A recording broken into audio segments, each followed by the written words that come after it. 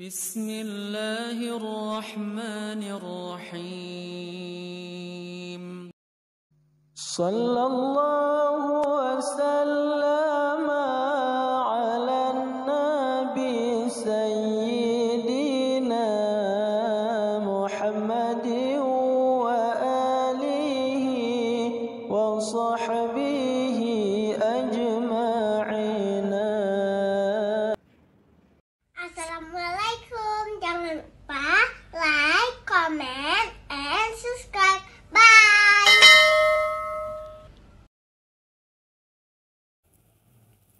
Bismillahirrahmanirrahim.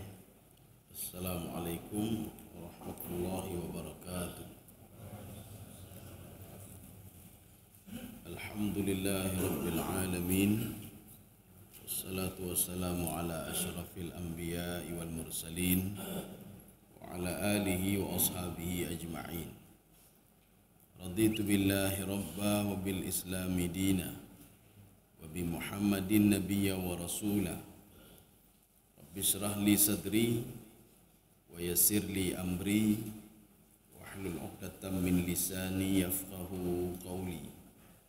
Allahumma ja'al jam'ana hadza jam'an marhuma wa tafarruqana min ba'dihi tafarruqan ma'suma. Kaum muslimin dan muslimat sidang jamaah subuh yang dirahmati Allah. Kita lanjutkan kajian kita. Pada pertemuan yang lalu kita sudah membahas untuk apa kita bersyukur, untuk apa kita memuji Allah Subhanahu wa taala. Nanti pada akhirnya kita akan bedakan apa beda alhamdu wa syukru. Jadi pada pertemuan yang lalu masih umum. Jadi kita itu bersyukur kepada Allah, memuji Allah karena dua hal. Yang pertama lidawamin ni'mah al-azimah, supaya nikmat itu kontinu. Jadi terus diberikan, tak putus-putus ya. Kemudian yang kedua liziyadah, supaya nikmat kita itu ditambah oleh Allah Subhanahu wa taala. Sekarang kita memasuki pembagian nikmat. Ya, jadi supaya kita tahu nikmat itu yang mana nikmat. Ya, nanti baik dah pegah lun hana gejo nikmat li Allah ronyo. Ya, Pak. Oh, dalam minggu yang hana gejo nikmat. Ya, jadi kita membedakan nikmat itu dua. Jadi yang kita terima, yang diberikan oleh Allah itu ada dua model. Yang pertama namanya ya, summa an-ni'am qismani. Jadi nikmat itu ada dua. Yang pertama namanya duniawiyah. Duniawiyah itu kita terjemahkan dengan nikmat fisik. Ya, nikmat fisik. Satu lagi nikmat non fisik. Jadi ada nikmat fisik, ada nikmat non fisik. Jadi kita jangan berpikir nikmat itu fisik saja. Diberikan jabatan, diberikan fisik saja. Nikmat fisik itu dibagi dua. Ya. Fadunyawiyah darbani. Jadi nikmat fisik itu ada dua macam. Yang pertama nikmatun naf'in. Allah memberikan manfaat. Anak memberikan manfaat. Itu nikmat fisik. Kemudian tangan memberikan manfaat. Makanya tangan masih bisa berfungsi. Kita masih bisa bersedekah dengan tangan ini. Kaki ini diberikan manfaat. Kenapa manfaat? Dengan kaki ini kita bisa berjalan ke masjid, kita bisa beribadah. Sesuatu hal yang bisa diambil manfaat itu masuk ke dalam kategori nikmat duniawiyah. Jadi nikmat fisik yang pertama itu adalah nikmat an-nafi'ah. Jadi mengambil manfaat. Makanya Imam As-Sa'di di dalam tafsir beliau mengatakan begini. Nikmat itu adalah kullu ma yantafi bihin nas fahuwa nikmah. Kita punya rumah, rumah bisa kita ambil manfaat, kita tinggal di rumah itu nikmat. Tapi kita punya rumah, tidak bisa ambil manfaat dari rumah itu, bukan nikmat, ya rugi saja. Yang Rasulullah katakan, malulah kamu, kata Rasulullah, tabnuna wala taskunun. Kamu bangun rumah tapi tidak pernah tinggal di rumah itu. Jadi enggak nikmat. Kita punya anak tapi enggak bisa ambil manfaat dari anak itu. Berarti anak itu yang kita besarkan selama ini bukan nikmat untuk kita. Bukan nikmat untuk kita. Artinya apa? Kita tidak bisa mengambil manfaat sama sekali dari anak itu. Tidak bisa ambil manfaat. Cuma dia ambil manfaat dari kita. Kurang bacu kalau kepeng. Untuk kuliah kalau kepeng. Tapi manfaat tidak ada apa-apa dari anak itu. Ini yang pertama namanya nikmatun naf'in. Nikmat ketika kita bisa mengambil manfaat dari sesuatu, itulah nikmat. Ini pembagian daripada nikmat duniawiyah fisik yang pertama. Kemudian yang kedua, pembagian dari duniawiyah. Wa nikmatu daf'in. Nikmat dijauhkan dari musibah. Nyanya nikmat je rupa jiwa. Orang lain kena penyakit, kita tidak kena. Itu nikmat. Jadi kita jangan berpikir nikmat itu yang positif-positif saja. Diberikan ini, diberikan. Dijauhkan dari musibah juga nikmat. Kita kecelakaan. Mobil kecelakaan. Yang lain meninggal dunia. Katanya mentang selamat. Itu nikmat. Artinya apa? Itu namanya nikmatu daf'in. Jadi makanya ketika seorang berdoa kepada Allah Subhanahu wa taala, ya Allah jauhkan saya dari penyakit. Ya gemelake biji dari penyakit. Cuma apa? Penyakit tetap dia dapati. Tetap dapat penyakit dia. Bahkan dia tidak tahu sebenarnya niat itu apa namanya? Doa itu ada 3 kemungkinan. Seorang berdoa, yang pertama, doanya langsung diberikan oleh Allah. Jadi ketika dia berdoa dalam detik itu diberikan jalan keluar oleh Allah Subhanahu wa taala. 1. Yang kedua, ketika seorang berdoa, doanya dikabulkan setelah beberapa hari kemudian. Bisa saja sebulan, bisa saja setahun dan lain sebagainya. Seperti doanya Nabi Zakaria alaihissalam untuk punya anak. Punya anaknya kapan? Setelah 13 tahun baru punya anak. Itu harus kita pahami. Maka ketika kita minta doa kepada Allah, sembuhkan anak saya ya Allah. Anak boleh-boleh cit ya Mbak. Artinya apa? Perlu tahapan. Kalau seandainya disembuhkan dalam detik itu, mungkin anak itu jadi anak durhaka ya. Maka perlu tahapan-tahapan seperti Nabi Zakaria. Nabi Zakaria tidak pernah protes Allah Subhanahu wa taala. Kalau anaknya kok lama sekali diberikan oleh Allah. 2. Yang ketiga, doa yang kita panjatkan kepada Allah merupakan penolak bala bagi kita nanti ketika datang musibah lebih dahsyat lagi. Sekarang kena apa namanya? Contoh Covid, masa Covid dulu. Kita berdoa, ya Allah baik perkenang dengan Covid. Rupanya tetap kenang Covid. Rupanya Allah punya niat lain. Doa kita akan dipersiapkan nanti suatu tahun nanti, suatu saat nanti ketika ada penyakit lebih dahsyat dari Covid lagi. Sehingga kita tidak kena Covid itu. Makanya dijauhkan dari bala, tidak kena penyakit, itu namanya nikmatu daf'in. Nikmat dijauhkan dari mara bahaya. Ya. Jadi kita jangan berpikir hana nikmat ronyo. Bukan, hana makanan tepu, ya Mbak. Kita tidak tahu dijauhkan dari penyakit itu nikmat. Dijauhkan dari sakit itu nikmat. Kita masih sehat sekarang. Tetangga kita sudah ke pasang ring. Kemudian ginjalnya, kita masih bagus ginjal kita. Ginjal dia sudah tidak bagus lagi. Ini namanya nikmatu daf'in. Kemudian yang kedua, ya ini fa nikmatun naf'i, ya ini kita baca yang pertama lagi. An a'taka masalih wa manafi. Jadi Allah memberikan manfaat dan maslahah, kemaslahatan. Ya seperti tadi. Kita punya rumah ada manfaat. Kita punya anak ada manfaat. Ya ini pembagian yang pertama tadi. Kita punya mobil ada manfaat. Ini motor na manfaatan, Pak. Ini dalam garasi saja, Pak. Ya. Hai kepu koleksi dah bukan, Pak. Koleksi. Terus mati dia udah tak lagi koleksi ya, Pak. Ibadah nak katanya. Hai kepu nak koleksi je, Pak. Motor na 50 buah mayup mina, Pak. Di bawah apa namanya garasi 50. Untuk apa? Koleksi, kepu koleksi. Berarti itu bukan nikmat namanya. Kita tidak bisa ambil manfaat. Maka beruntunglah orang yang naik sepeda. Kenapa? Bisa diambil manfaat, itu nikmat bagi dia. Beruntunglah orang yang diberikan anggota tubuh sehat oleh Allah. Dia masih bisa berzikir. Itu kan nikmat. Dia ketika bangun dari tidurnya masih bisa bernapas, itu nikmat. Kenapa? Diberikan maslahah dan manfaat. Kemudian yang kedua tadi nikmatu daf'in, kita masih sehat. Kita tidak diberikan penyakit oleh Allah. Itu juga nikmatu daf'in. Sekarang kita masuk yang kedua. Oh ya, ini apa namanya nikmatu daf'in kita baca di sini dulu. Ansarafa angkal mafasid wal madar. Dijauhkan dari musibah dan mudarat. Ya. Ketika gempa rumah orang lain hancur, kita tidak hancur. Ya, makanya harus kita ucapkan alhamdulillah, bertinggal ke Allah. Ya, jadi be protes. Ini ketika gempa rumah orang lain hancur, rumah kita goyang sedikit, hancur sedikit, ka protes dah. Karena dalam rumah lo ne Mbak. Hairlah bacur rumah gua hancur mendum, Pak. Rumah gua hancur mendum. Makanya diharapkan kepada kita untuk terus bersyukur kepada Allah apapun yang terjadi. Ya. Kan beda kalau orang Aceh dulu bersyukur juga, tapi bersyukurnya tidak teringat kepada Allah. Mepok patah kaki. Alhamdulillah kaki ini mentangna, kaki wi patah. Alhamdulillah kaki ini mentangna. Kenapa tidak dia teringat kepada Allah? Alhamdulillah ya Allah. Mentang dia ni sehat lu. Nyuhana alhamdulillah. Kaki ini mentangna. Patah dua-dua alhamdulillah mentang udip memang. Mentang udip lu ni. Mobilnya ketabrak. Alhamdulillah anak buku bakal mesin mentengget ni. Mesin mentengget. Dia teringat kepada mobilnya itu, bukan teringat kepada Allah. Dalam satu segi baguslah dia, artinya apa? Alhamdulillah, dia alhamdulillah, tapi dia tidak paham makna alhamdulillah itu apa. Nanti akan kita lihat apa makna alhamdulillah itu sendiri. Kita mengucapkan alhamdulillah, alhamdulillah nyanpu, makna nyanpu lah. Jadi kita ucap-ucap mentau. Subhanallah, alhamdulillah, wa la ilaha illallah, Allahu akbar. Tadi yang pu alhamdulillah. Oh mengaji kau pegang alhamdulillah, alhamdulillah. Pu alhamdulillah, habis tajibi alhamdulillah. Pu alhamdulillahnya. Oh pokoknya alhamdulillah baik karu-karu.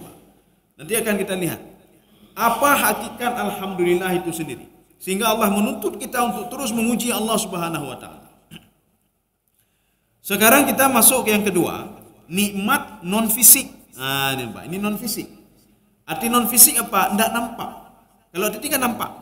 Kita punya rumah, kita punya anak, kita jauh dari bara bahaya. Si fulan sakit, kita tidak sakit. Wa amman ni'am ad-diniyah, namanya nikmat diniyah.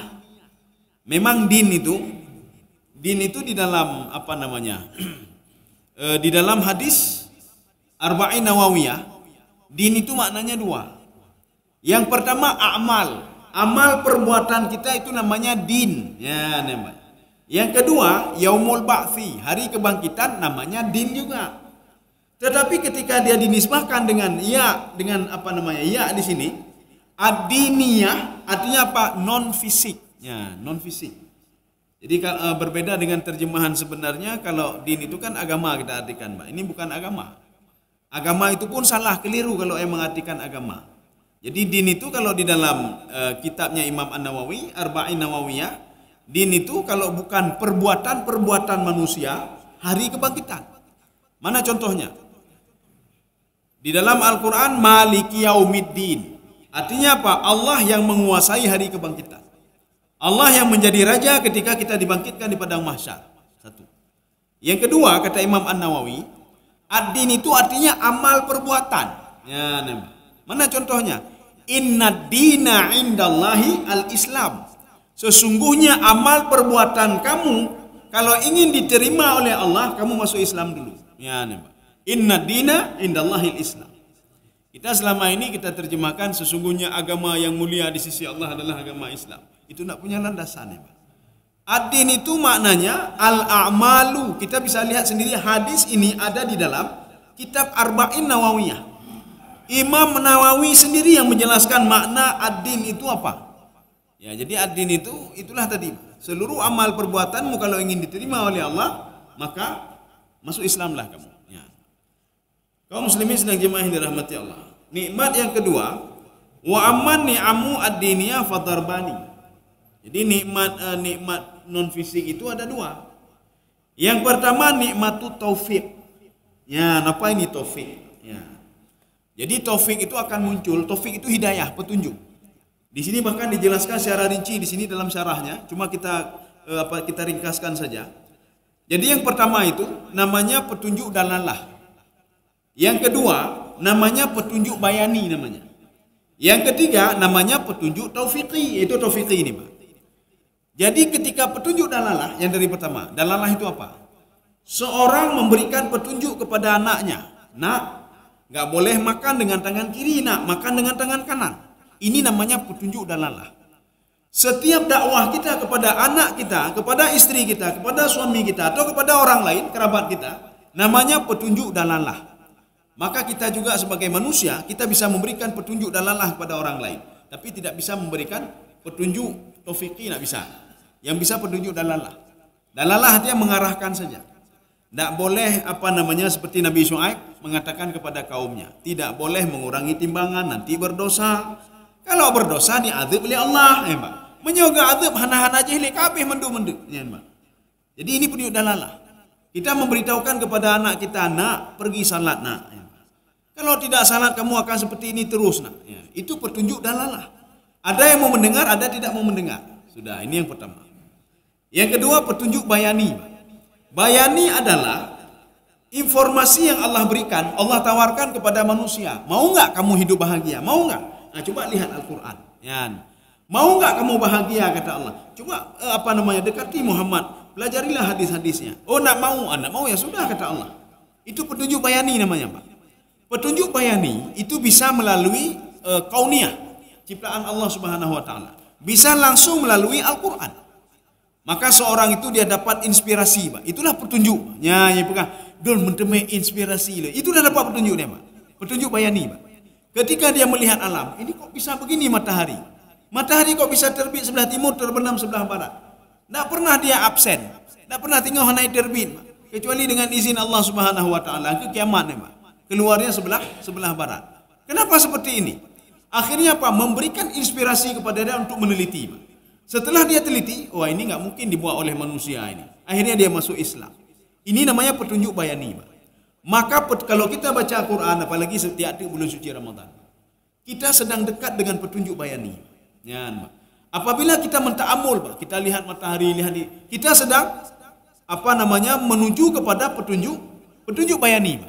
Ditawarkan sesuatu oleh Allah Subhanahu wa taala. Makanya Nabi Ibrahim alaihissalam ketika menawarkan petunjuk bayani kepada Numrud, apa kata Nabi Ibrahim alaihissalam? Allah menerbitkan matahari dari timur, menenggelamkan sebelah barat. Rupanya apa? Tidak ada pengaruh sama sekali bagi Numrud. Hanya pengaruh tapi. Makanya orang yang tidak merespon petunjuk kedua, waktu dia baca Quran, pandai naknya. Makin dia baca, makin ya dia. Cerita tentang neraka, pokok jaro dan lain sebagainya. Hana baca Al-Quran. Orang yang tidak yakin kepada Al-Quran, tidak yakin kepada hadis, tidak yakin kalau alam ini diciptakan oleh zat yang luar biasa, maka jangan pernah harap dapat petunjuk yang ketiga. Apa yang ketiga? Petunjuk taufiqi. Ya, taufiqi akan dia dapatkan apabila dia merespon petunjuk kedua. Contoh, kita sedang duduk-duduk di kedai kopi. Ijak sales. Email brosur. Ya, pembeli motor, jual mobil kredit juga ini. Ketika dia mau bawa brosur, baik kena gede. Ya, ketika kita ngomong jangan bawa kemari, bawa ke sana saja. Berarti apa? Jangan pernah harap lagi petunjuk kedua dan ketiga. Tetapi ketika kita ambil brosur itu, kita membaca brosur dan kita juga merasa takjub dengan brosur itu, berarti kita sudah dapat petunjuk bayani, Pak. Artinya apa? Memberikan informasi, Pak. Akhirnya kita panggil orang, coba kemari sebentar. Ya, Mbak. Siapa yang bawa brosur ini? Ini bagaimana cara kreditnya? Bagaimana cara belinya cash, Mbak? Ketika dia sudah seperti itu, maka terus dihubungi oleh yang tadi, Mbak. Dihubungi, hai pajan rencana menjak cok motor, pajan rencananya. Nah, maka dia akan dapat petunjuk taufiqi namanya. Bagaimana taufiqi? Terus diarahkan oleh yang showroom tadi, Mbak. Ini kalau hari ini ada kami nanti. Datang saja kemari, bisa cicil, bisa ini, bisa itu dan lain sebagainya. Maka ketika kita merespon Al-Quran, ya Allah rupaji urung yang bino hukuman di. Orang yang salat begini balasannya. Ketika dia merespon isi Al-Quran, maka dia akan dapat petunjuk yang ketiga. Petunjuk taufiqi. Allah akan memberikan taufik kepada dia. Ya. Inilah yang tadi, Pak. Petunjuk taufiqi, petunjuk yang non fisik, tidak nampak. Kita tidak tahu seorang sudah dapat petunjuk atau belum, kecuali dengan gerakan anggota tubuhnya. Yang ada itu mayang ni, berarti petunjuk ni. Ya, dari mana pergerakan anggota tubuhnya? Iblis begitu juga. Ada sesuatu hal yang iblis tidak tahu terhadap diri seseorang. Dari mana dia tahu? Imam Ghazali mengatakan min harakah jawarihu. Jadi pergerakan anggota tubuhnya membuat iblis, membuat syaitan, membuat jin tahu isi hati kita. Ya, jadi makanya jangan nampakkan perbuatan macam-macam. Karena apa? Iblis kalau kita ikhlas dia tidak tahu dia. Iblis kalau kita riya tidak tahu dia, Pak, tidak tahu dia. Dari mana dia tahu? Pergerakan anggota tubuh kita, Pak. Ketika itu dia lihat, oh ini riya orangnya, karena betulnya. Oh nya orangnya takaburnya, karena betulnya. Oh orangnya ikhlas, karena betul. Dari mana dia tahu? Dari pergerakan anggota tubuhnya. Kaum muslimin sedang jemaah yang dirahmati Allah Subhanahu wa taala. Ini sama seperti kita melihat orang salat. Coba pasang CCTV. Ketika pasang CCTV, itu ada saf 1 2 3 sampai terus-terusnya. Coba perhatikan. Naurung lale garu-garu yang garu-garu mah. Naurung mak-mak jenggo garu mah. Nah urung lele kala meyuk, kita langsung melihat anak khusyuk urungnya, Pak. Dari mana tidak khusyuk? Pergerakan anggota tubuhnya. Ini yang seperti Rasulullah katakan, ada seorang pemuda yang sedang salat, tiba-tiba Rasul sedang berdialog dengan sahabatnya. Apa kata Rasulullah? Itu si fulan itu tidak khusyuk dalam salat. Terima kasih.